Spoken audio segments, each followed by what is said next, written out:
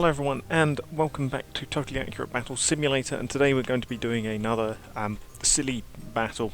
It's not going to be a historical battle this time. Instead, what we're going to be doing is pitting some undead versus some undead, basically. So, on the one hand, we have got a horde of zombies. On the other hand, we have got some undead skeleton Romans. So, starting off with the Romans first, because they're going to be most familiar. These guys are just my skeleton versions of my Romans. You've seen them in some videos before, I have used them before. And these are the guys that are going to be holding the line here. So we've got some undead Triari, we have also got a Centurion at the front, and it is a 7x3 deep standard Roman unit that I make, along with 7 Velites at the back, plus a Signifier to keep them standing. Or at least standing in place until the zombies come for them. So, yeah, that's what we've got defending the front line at the pass here. Behind them, for when they break through the Triari, if they do, they may not. But behind them, in reserve, we've just got a loose formation of some gladiators. We have got some spear gladiators, which is just using a pitchfork. But we have got some spear gladiators and some sword gladiators, along with some auxiliary archers. We've got 8 auxiliary archers back here, along with a signifier to keep the gladiators here as well. So the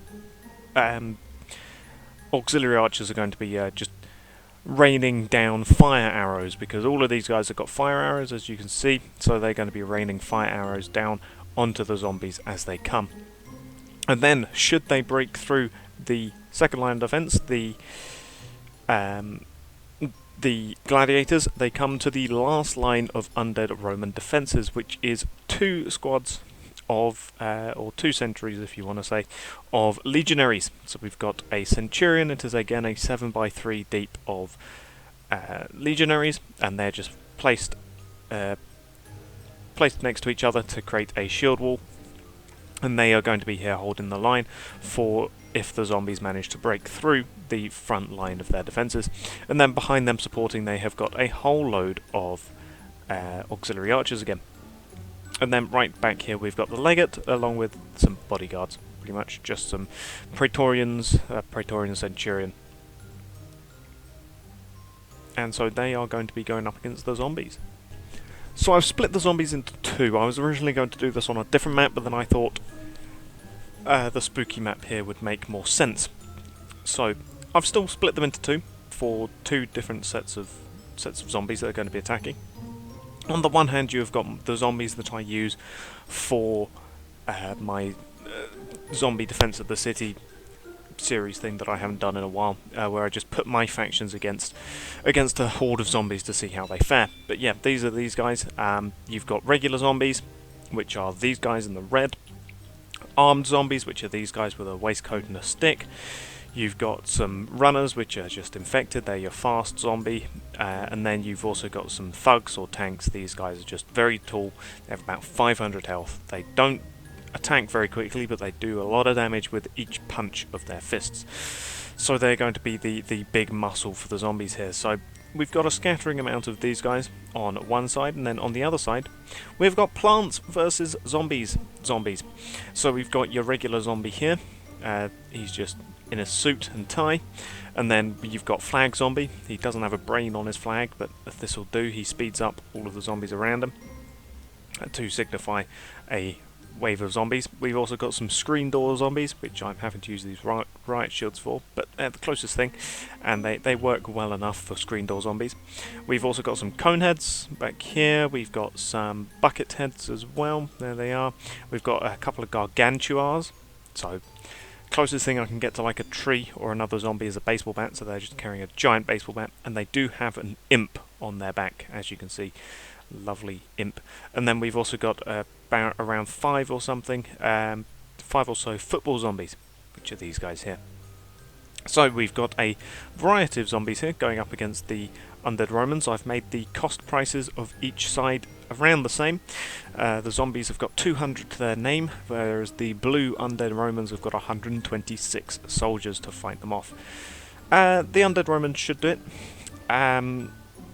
Other factions have managed to beat zombies that are double this number.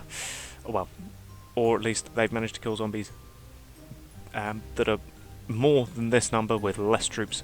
So the Undead Romans here should have no problems fighting them.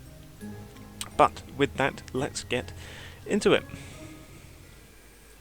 So of course the flag zombie is going to get these guys to charge onto him. Actually, with the buff from the banner, they're actually faster than the runners, which is pretty interesting. These guys are much faster than any Plants vs zombie. Oh, that's a bad first volley there from the Velites. They completely missed everything but one zombie, and the auxiliary archers are really not doing well. I've started this battle a couple of times just to make sure that everything goes all right in this opening stage, and they've managed to kill normally a lot more than this. So yeah, that was a terrible opening volley from the Velites. Hopefully though, the auxiliary archers back here will be able to do some damage, as will these guys in the back row, which is why I gave these guys auxiliary archers rather than Velites, because they'd actually have the range to help out the front lines here. As we can see, there have been a couple of Roman casualties. We saw some skeleton bits go flying over there from the opening clash here. It looks like the Triari are, however, starting to deal with the... they are starting to deal with the first few... with the first wave of zombies here, but those auxiliary archers are starting to get involved, and as you can see, it's just fire. There is just fire over here. There's so many arrows raining down on the zombies as in they come. As we can see, arrows are striking shields and striking Undead Romans, and yeah, it's not going too well, considering they are actually... some of these auxiliary archers are actually striking their own side back here as their shots fall wide, and they're actually hitting the Velites. Hitting the Velites and the gladiators. But here comes the rest of them. As we can see, oh, we've still got the banner zombie, which is interesting. He's managed to rally some more zombies to his cause. We're now getting a big old clash as they try and finish off the remaining few Undead Roman Triari that are over him. As we can see, a runner charging at the remaining few Triari over here. Got cone heads, bucket heads, scream door zombies in here, all sorts. We've got some armed zombies at the back here, along with some normal zombies. We've got... oh, now that's interesting. We've got one of the tanks has actually managed to... he's actually ignored the undead zombies that the Gargantua's gone for. Oh no, the Gargantuas are back there. The flag zombies and all the others have gone for, and he's instead going for the Velites and the gladiators. Which, well, I mean, it's allowing the auxiliary archers to get lots and lots of free shots on him, which is actually going to be rather useful for the Undead Romans here, because he's such a big target and he's got a lot of health, and so it's in their best interest to try and kill him off as quickly as they can. Oh, gladiator, headbutt the tank there, as he's got loads of fire arrows sticking out of him. Look at that, 4 or 5 fire arrows, in goes another one. And he's dead. And he's dead. That was his big play, and he's dead. The Triari, however, are also dead, but that's a lot of that. Is that really how many they killed? It did not feel like they were killing that many. It really did not feel like they were killing that many, but that's just a massive pile of zombies. How the heck did they manage to kill all of them? We have got a football zombie charging in. He's quite fast. Not too sure exactly how fast he is compared to a runner, for example, but, well, he's proving to be a very good target for the auxiliary archers. Yep, down he... oh no, he's been struck, but he's not down yet. No, he's still coming. He is still coming. The football zombies, very resilient, as anyone who plays Plants vs Zombies will know. Those guys are very resilient, and this guy just got an arrow in his eye. The arrows, whilst they don't instantly kill the zombie that they hit, the residual burn damage tends to finish them off, because these zombies only have around 75 health or something, so they're really quite fragile. So the afterburn from the arrow normally tends to kill them. As we can see, it's just raining auxiliary arrows as the few remaining zombies are trying to make their way over the piles of bodies. We've got a conehead and a regular zombie leading the charge. Conehead's just taken a big hit. We have still got both Gargantuars back here, one of which has lost his imp.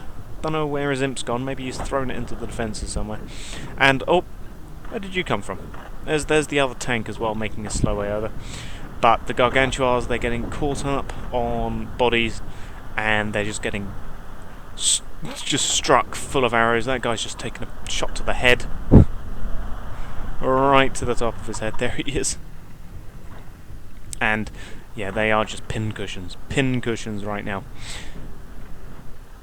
They're not even getting anywhere close to this second line of defences here. The gladiators just sitting pretty, watching as the zombies get struck down. The conehead and the zombie that was in front of the Gargantuars is already gone. The imp that was on this guy's back has been burnt off. I think that's probably what happened to the other one. He took some residual fire damage, I would imagine. And yeah, once they're dealt with the Gargantua, it's just going to be the remaining tank, and well, we can speed this up. And just watch. Down goes one of the Gargantuars. He's fallen over. He's dead. And the other ones are just getting completely covered in arrows. I mean, he has been stun-locked. He is actually being stun-locked right now from the amount of arrows. He is a porcupine. He is a pincushion. But yeah, there you go. That's just one big pile of bodies. The Triari combined with the support from the auxiliary archers definitely won them the day here. The auxiliary archers most likely are going to be the cause of their success, I would imagine. The Triari obviously are all dead down here.